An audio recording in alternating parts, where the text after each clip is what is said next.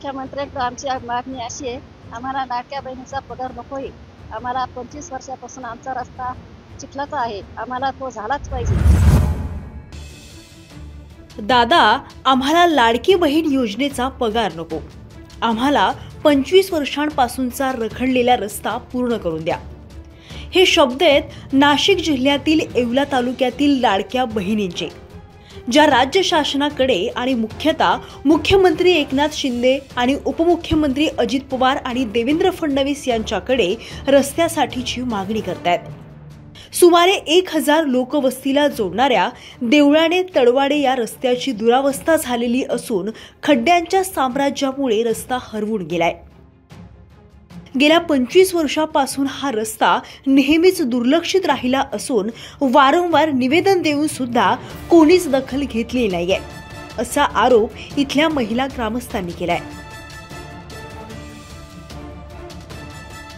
आमची मागणी आहे, आम्हाला तो सरकारचा पगार नाही लागत. आमचा लाडक्या बहिणीचा पगार आम्हाला नाही लागत. आम्हाला नाही पाहिजे तो पगार. आमचा देवाणा तलवाडा रोड आहे, तो आम्हाला क्लिअर पाहिजे. आमची डिलेव्हरीला बाई जर न्यायची असली, आम्ही कशी न्यायची? आमचं पेशंट म्हातारा माणूस असल्यावर आम्ही कसं न्यायचं? ते आम्ही आजारी पडल्यावर आम्ही रात्री न्यायचं असलो, आम्ही कसं न्यायचं? कसं जायचं? आम्हाला एवढीच विनंती आहे का आम्हाला हा रस्ता आम्हाला क्लिअर करून द्यावा. आमचे मुलं बाळा शाळेत जातात, आमचे पेशंट नेता येते नाही. आमची म्हातारी आज 15 दिवसापासून घरात पडेल, आम्हाला गाडी चालवता येत नाही. आम्हाला तेवढा रस्ता झालाच पाहिजे. ची सरकारचं विनंती आहे. लागत नाही. रस्ता जर नाही झाला, आम्हाला रस्त्याची आंदोलन करावं लागेल. या चिखलमय रस्त्याने शाळकरी मुलं, वयोवृद्ध नागरिक यांच्यासह आजारी नागरिकांनाही इथून ये जा करत मोठ्या संकटांना तोंड द्यावं लागतंय.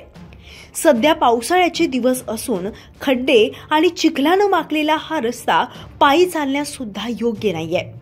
त्यामुळे आम्हाला लाडकी बहीण योजनेचा लाभ नको, मात्र रस्ता बनवून द्या अशी संतप्त मागणी येथील महिलांनी केली आहे. त्यामुळे नुकतीच राज्यातील महिलांसाठी मुख्यमंत्री माझी लाडकी बहीण योजना सुरू करणारे शासन आता लाडक्या बहिणींच्या या तक्रारीची दखल घेणार का, हे पाहणं महत्त्वाचं आहे. Mobin Shaikh, Maharashtra Times online, Nashik.